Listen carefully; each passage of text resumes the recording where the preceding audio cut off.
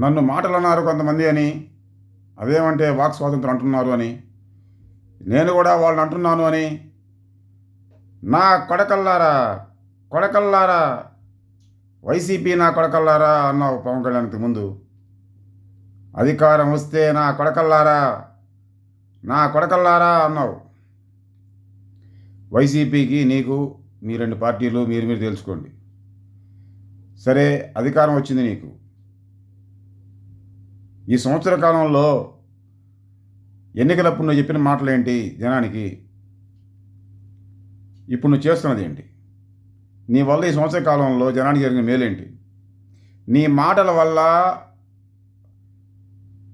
జరిగిన నష్టం ఎంత జనానికి ఈ సంవత్సర కాలంలో?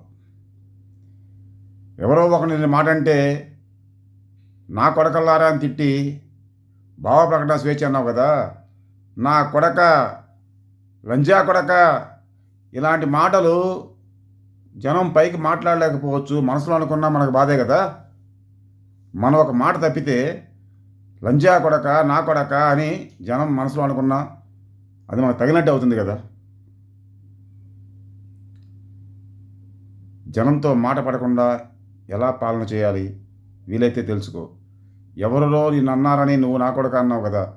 నీ వల్ల నష్టం జరిగిన వాడు కూడా నా కొడక నేను అనుకుంటే, నా కొడక అనగలిగితే, మొహం మీద నిన్నంటే నీలాంటి శక్తి వాళ్ళు కూడా జనానికి ఉండి నీ పరిస్థితి ఏంటో ఆలోచించుకో. కమ్యూనిస్ట్ విప్లవం వర్ధిల్లేను.